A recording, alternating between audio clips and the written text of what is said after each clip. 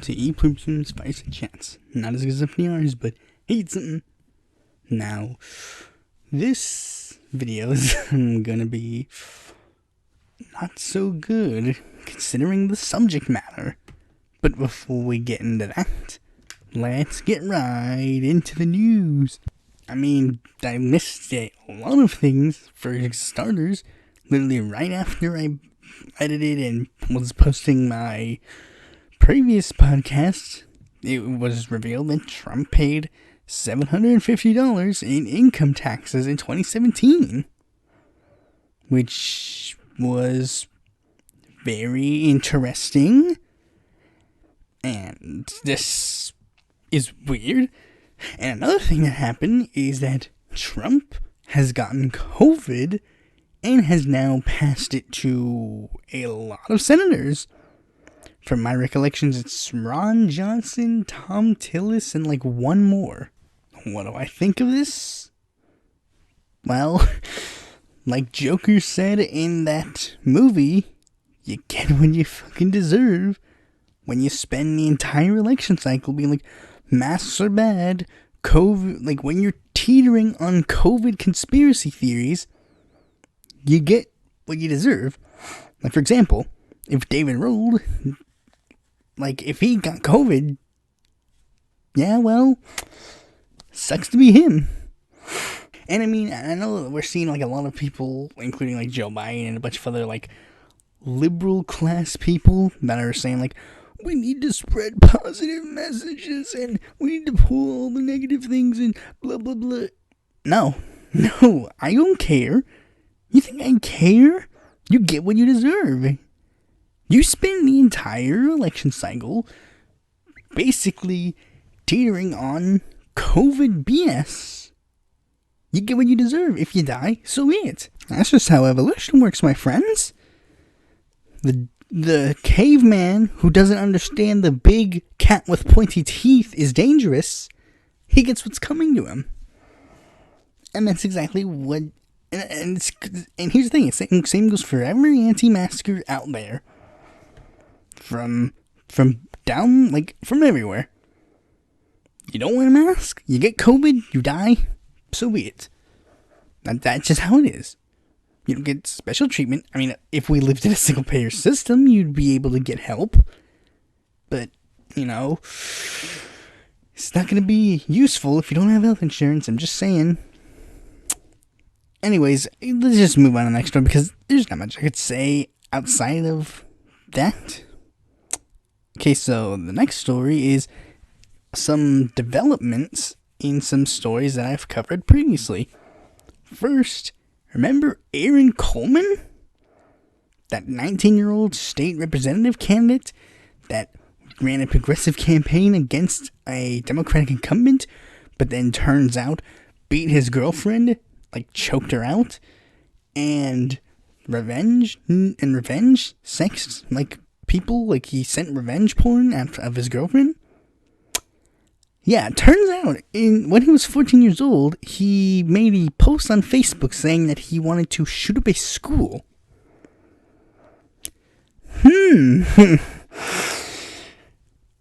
Boy. You're not making this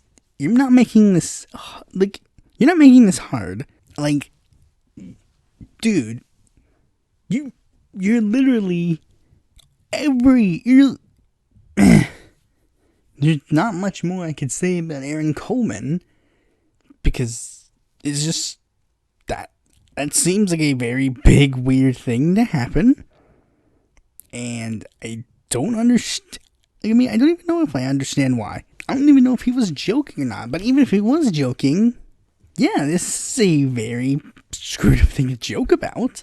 Alright, now let's move on to the next story, which is another development. The Morena leadership campaign, the one that I made an actual full podcast about. They have finally narrowed down the candidates. There are now going to be only 5 candidates going to be trying to get the Morena leadership. Mario Delgado, Porfirio Muñoz Ledo, Hilda Diaz, Adriana Menendez, and Yidikal Polvensky. Yeah, guess Gibran and Alejandro just weren't that popular.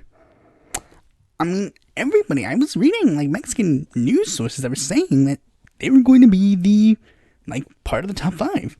They actually are decrying this because they believe that if the process was more open, because as the way the process was at the moment, it was mostly Morena members only, and certain things, like they wanted to make the process more democratic, and I think they wanted to have every Mexican have the ability to vote for who would be the Morena leader.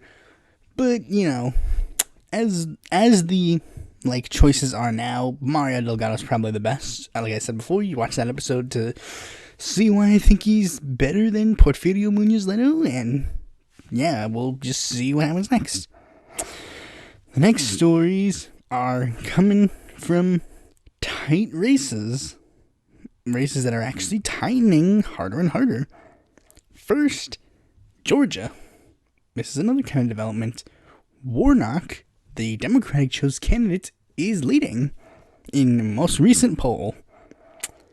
And this is, of course, making Democrats like go, come on, Matt, please drop out, dude, come on.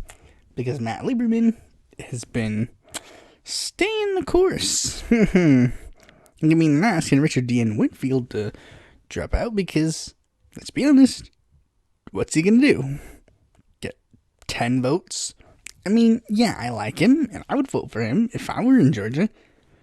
But at the end of the day, Whitfield isn't a threat against Warnock. Matt Lieberman, a centrist, is. So, yeah. I'm gonna say, you know, Matt, I know it's in the Lieberman blood to try to ruin the election for Democrats. Make things really, really bad for Democrats. But maybe if you want to have a future career down the line, maybe you should consider dropping out. I don't care. I don't care if Warnock wins or not. Warnock isn't cool. Warnock is the DSCC endorsed shill. No med for all, no deal, boy. Anyways, another person who's a DSCC endorsed shill that's doing really well is Jamie Harrison. I'm actually going to be considering watching this debate because there are many people who've been like saying this debate actually is interesting. And like the race is tightening to a point that a third party, like the Constitution Party candidate, Bill Bledsoe, has stated that he's going to be dropping out and endorsing Graham because Graham is focusing on trying to put conservative justices on the court. So he's like, we have a common goal. And Graham saying like, oh yes, I like this man 100%. But I mean, it's like, this is clearly opportunistic but I mean, they're conservative, so of course they're opportunistic. I will say, I mean, I was reluctant. I was thinking like, DSCC, I don't know why you're putting all this effort and money into this guy's race. It's a no-show. But if it flips, I'll be actually impressed. It'll be somewhat impressive. There's not much more I can say on this front because I haven't seen their debate. So we're moving on to another DSCC endorsed shill. Cal Cunningham, my DSCC endorsed shill. Cal Cunningham has recently gotten into a bit of trouble. You see, of the three, he was the one who was doing the most well. Like, he was very expected to flip the seat come November. There might be a potential, to get to that part, though. Because Cal Cunningham just admitted that he was having an affair with his California strategist. Well, I mean, I don't know if it's his California strategist or a California strategist named Arlene Guzman. They were sending texts to each other basically saying like, would make my day to roll over and kiss you about now, said Cunningham. She says, I have flexibility this month, done with school, training with big RFPs, etc. So the only thing I want on my to-do list is you. Ooh. I mean, do I honestly care?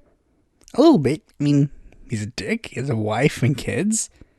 So, that's a dick move, dude. But, of course, there are a lot of things that you have to consider also.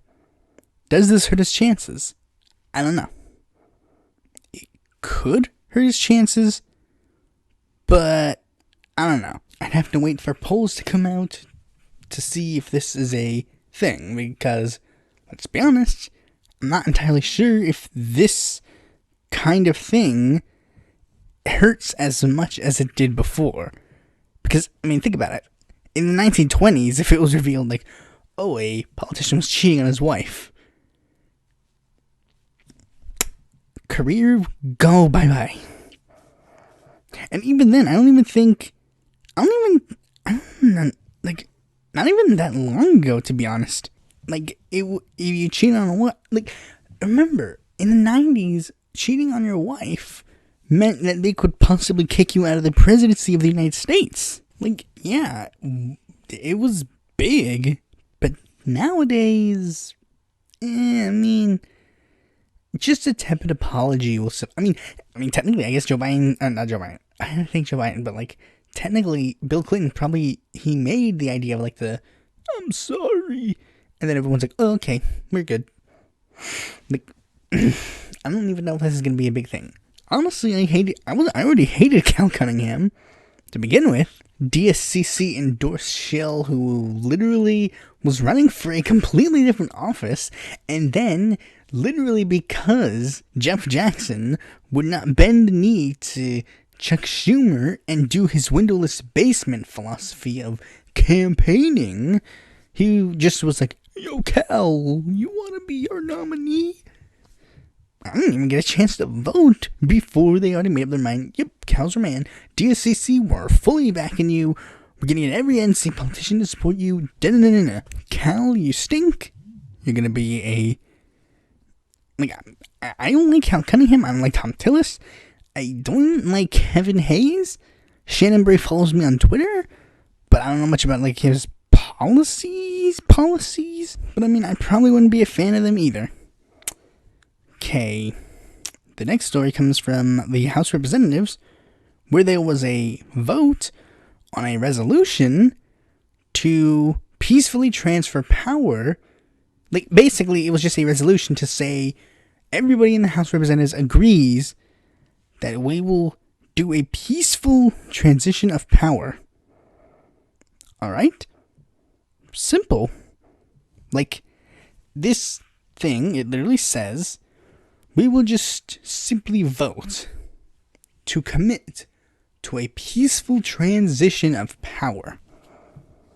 If Trump loses, we, in the Senate and House, will commit to peacefully transferring that power to Joe Biden. Alright? Seems simple enough. If it seems simple enough, why were there still 5 representatives who voted against it? Literally, 5 representatives voted against this. All Republicans. Clay Higgins, Louis Gohmert, Thomas Massie, Matt Gaetz, and Steve King all just decided, you know what? Nah, I'm not going to commit to a peaceful transition of power. Like, and I know what you're going to say. This is a resolution. It's not going to mean anything. An equal house. But here's the thing. It's the basis of the idea. You can't even bring yourself to do a simple nothing vote. Like, I mean, think about it. If there was a bill in the Congress that literally said, like, we believe that we need to recognize that the Holocaust was a very serious thing that happened in the American history books, and we need to do a day of remembrance to remember it. And then all but one representative voted for it. You'd probably be like, yo, what's up with that one representative that voted against it? That's weird. You'd be suspicious. Technically, you might say, well, the bill technically didn't do anything. But But, still, you'd probably raise your eyebrow at the one representative who voted against it. That would be very suspect. Okay, now on to the last news story of the day. We're going to talk about a crappy Democrat, Amy McGrath. This Amy McGrath is airing a pro-Trump ad in a swing state media market. Kentucky Democratic Senate candidate Amy McGrath this week released a new television ad that features a supporter praising President Donald Trump and attacking her opponent, Republican Senate Majority Leader Mitch McConnell. The ad is standard fare for McGrath, who needs to court Trump supporters to defeat McConnell in a state that the president is likely to win by double digits. Wrong. You don't need to do that. You think you need to do that, but you don't need to do that. But it isn't running only in deep red Kentucky.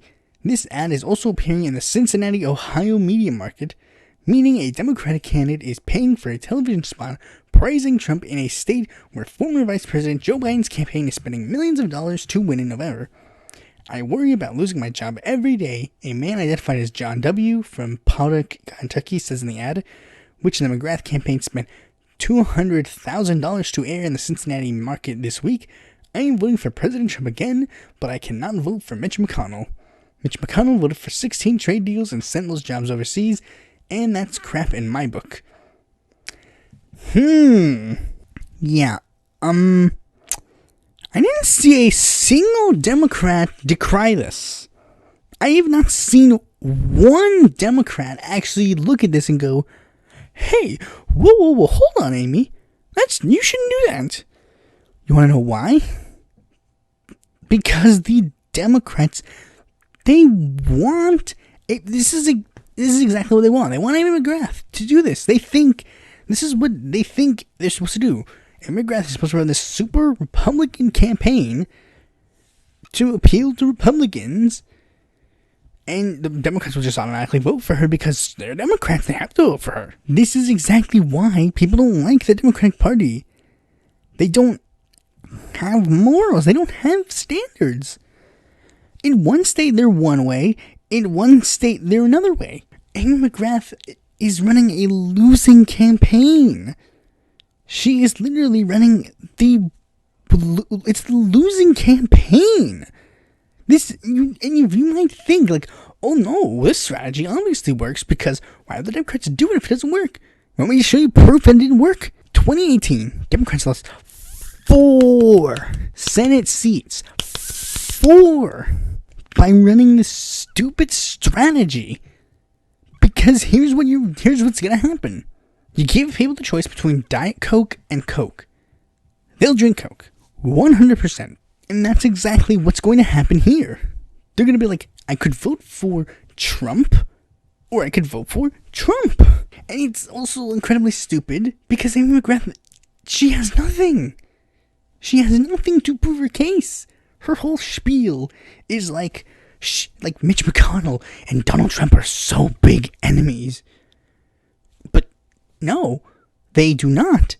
He votes with Trump like 90% of the time. They are not opposed. They are conjoined twins. Except Trump is sucking all of the nutrients out of one, so it's becoming a malnourished, deformed freak. McGrath is nothing. She's literally nothing. She didn't even win the last... Because here's the reason why they picked her. They picked her because she was really close to flipping this congressional seat in the 2018 midterms. Yeah, but she didn't. She lost. She still lost. Now, here's the thing. If she had viable, good platforms, I'd be down with her running as many times as she wants. But she doesn't. I don't even live in that state, but literally, you're choosing which conservative you want. You want the conservative with the female chromosomes, or do you want the conservative with the male chromosomes with the stupid turtle DNA? Yeah, and here's the biggest question. Why is she running ads in Ohio? Why? You don't live there. No run ads. Be done. I don't even get why that would be allowed. Why would that be allowed? It should literally be basic facts. Like, hey, let's not let people run ads in states they don't live in. Yeah, let's do that. So yeah, Amy McGrath is going to lose. She is a failed candidate. No one likes her. And yeah. Now on to the smaller candidate of the day. Keith McCormick, who's running under the Bull Moose Party. He's on the ballot in Vermont. To which I say, Vermont already has a progressive party. You need to join that one if you want to actually do something. Here's his spiel. America stands at a crossroads. Behind us, we have 50 years of neoliberal policies. Democrats and Republicans force these policies onto the American people for the benefit of elitists who don't believe in what America stands for. I mean, he's not wrong. He's trying to model himself a little bit like Teddy Roosevelt, so he's kind of got like a little bit of conservatism, a little bit of, progressivism. Let me check his platform. He says, Americans are getting sick and dying. Our next president must force government agencies and health insurers to protect American lives. Keith McCormick will put doctors who know about fighting epidemics first. Treat everyone to kill COVID. Medical price fairness. Okay. No Medicare for all, though. Stinks. So anyways, I guess I'll have to just move on to the main topic of this video. The big thing. Trump and Biden finally held their first presidential debate. Yeah. I'm gonna say the Democratic debates were way better. The free and equal debates this year were better. The free and equal debate that will be held on October 7th will be better. You want to know why? Because those races actually have candidates that people like and enjoy and can cognitively give their ideas out in a simple manner. Yeah, I mean, I'm a lot like all the other people who have noticed that this debate was pretty lackluster, obviously, and I've watched a certain number of debates in my time. I literally watched a lot of debates. I watched the Kennedy-Nixon debate. I watched all the free and equal debates. I've watched the debate between Adlai Stevenson and Estes Kefauver. I've watched a bit of the 2000 Mexican presidential election debate. I've watched the debate between... I've watched a bunch of Kyle Kalinske YouTube debates. And what's an actual big debate that I've watched? I've watched a decent number of debates. I mean, if my internet wasn't that not lackluster, I would have debates myself. But, I'm just saying, I've seen a couple of debates. And, a good majority of them I've seen them and I've had interesting time watching them. And it was nice to see people talk. But this one obviously was the worst. For a lot of reasons. All of which are just, again, it's mostly because of the candidates. Trump literally interjected every 5 seconds. Just literally, Biden would just say, and he would let him walk over him. For the most part, he walked all over him for the most part. Literally all the things that we were saying about, Trump walking all over Biden were 100% true. He pretty much let him walk all over him for the most part, except for the few times where his Adderall kicked in. Where he was like, "Hey, you stop talking about my son." But Trump would literally always be like, hold on, Joe, the radical left, in it. It was seriously two people just like two children fighting over like I mean, the people from Kids Rag, they literally like some of the Obama Romney presidential debates, like two children fighting over a toy. No, this one was more like two children fighting over a toy, and Chris Wallace, he literally was just like, yo, bro, can you like stop Trump? Can you like be quiet? And I mean, the thing is, like, even like the pot shots that Trump was taking on Biden, no, they didn't fall because, again, he's not focusing his campaign on where it is. Like, his pot shots were really weird. Like, I mean, there was this one pot shot where, like, he was insulting Biden's school. He's like, I thought you don't ever use the word smart when you're talking about me, alright, Joe? It's like, what? I mean, Trump hit his, like, classical, like, oh, fake populism. Cool. I mean, it was sort of similar to when he was debating Bernie this early election cycle. Like, many people were thinking, like, maybe it was because he was, like, debating multiple people that he was having all these gaffes. Maybe if he just, like, it was only debating one person, things would be better. And I'm pretty sure I said during his, like, one debate with him and Bernie only, he was doing better than before.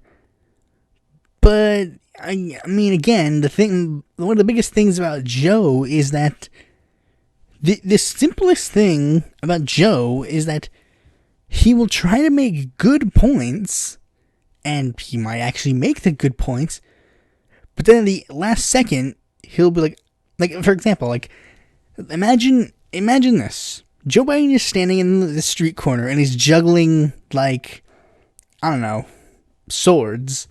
Like, he's just juggling swords. Everything's like, oh, cool, he's juggling swords.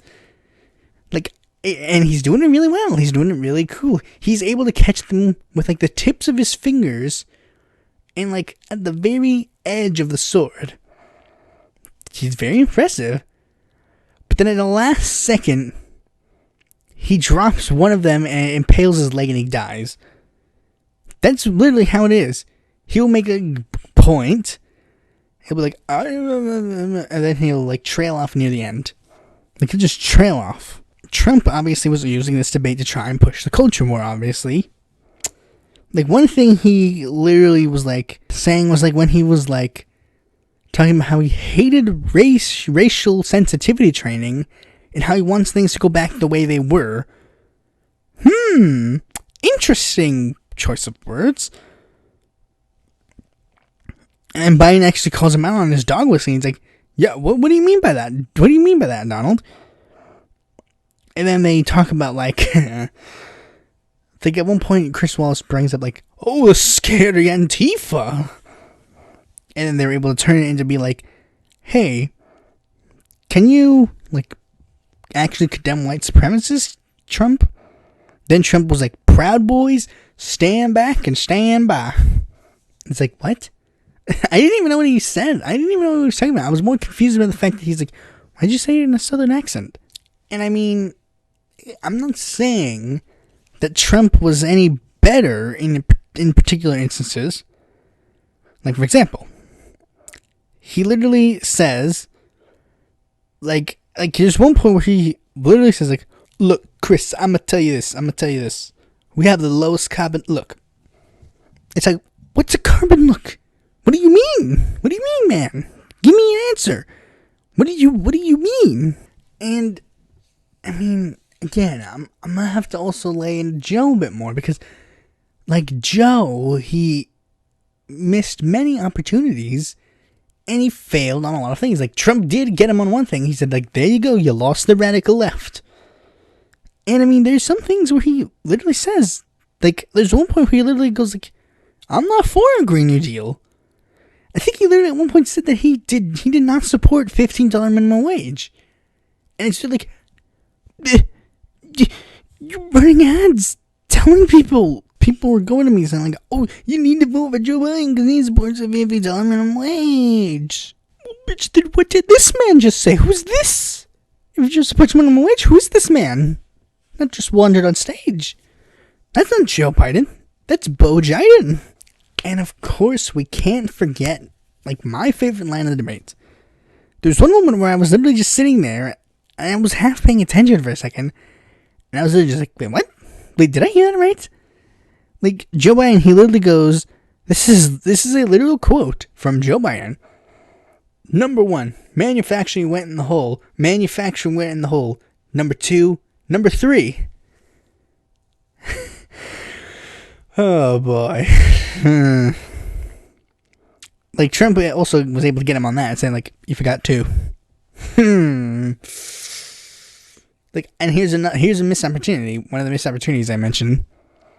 Like, Trump was talking about, like, something about COVID, and, like, how he's like, we've been holding outdoor rallies, and I'm listening to the top scientists and all this stuff, but I was screaming at the top of my lungs. I'm like, Herman Cain! Herman Cain!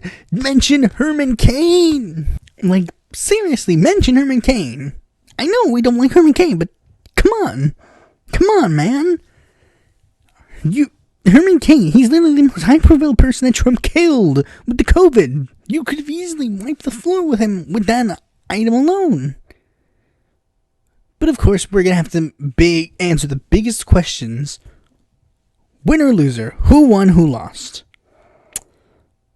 I know I don't say this often, but Joe Biden was probably the winner of the night, but not because of anything, for the most part. The only thing he did that actually got him to be somewhat, like, actually, like, winning. Like, he wins.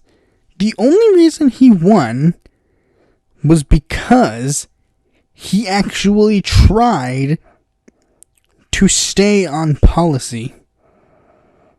He actually attempted, as much as he tried, to actually remain focused on the issues and policy.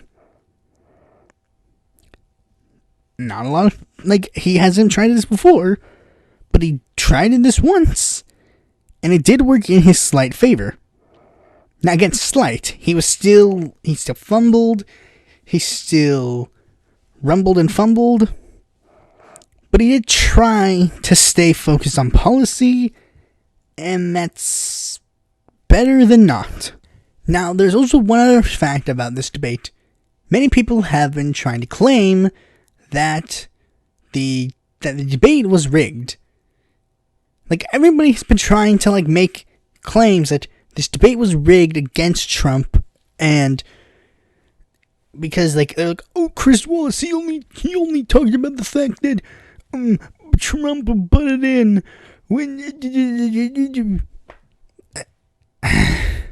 guys, do you have a single brain cell? The fact that he was talking to Trump more about interruptions was because Trump was interrupting more. Biden didn't interrupt that much. When he interrupted, he would usually say, like, a couple lines, like, yo, that's not cool. Like, and no, you're wrong. I don't agree with you. You're not cool. But Trump would go on a 30-minute spiel after he would, like, interrupt Biden after he said poo-poo stinky. The debate was not rigged against Trump. It's not rigged against Trump. It's not. And this whole thing, it's for some reason adding on to this narrative that people think, like, oh, Trump is facing all these huge backlashes and blah, blah, blah. Trump is facing a huge backlash. Not from the media elite, but from the people. The people don't like him. Accept the facts, they don't like him. He had the presidency. He's not going to have it anymore. And they're not going to elect him again. Go away. There is a potential scenario. Where Trump is forever the other president. Where no matter how many times, like, no matter how long into the future it's going to be, Donald Trump, it seems to be he will be forever the other one. But yeah, there's one more thing I'm probably going to say. I am more than likely not going to watch or commentate on any other of the presidential or vice presidential debates. If this debate is any indication, it's not worth my time. Election's over for me. I've already voted. I don't have to pay attention to it as much as I don't need to. I'll, of course, report on a lot of the goings on. And, if there is a thing that happens during the debate that is notable, I'll probably talk about that. But otherwise, I'm not going to be making any more podcasts about any future debates. Because, again, waste of time, waste of anything. Thanks for watching this video. Be sure to like, comment, subscribe, and click that bell to be notified when a future video of mine comes out. And if you're interested in more content from me, you can go to our website or follow me on Facebook or Twitter, join my Discord, or check out my articles on the Independent Political Report.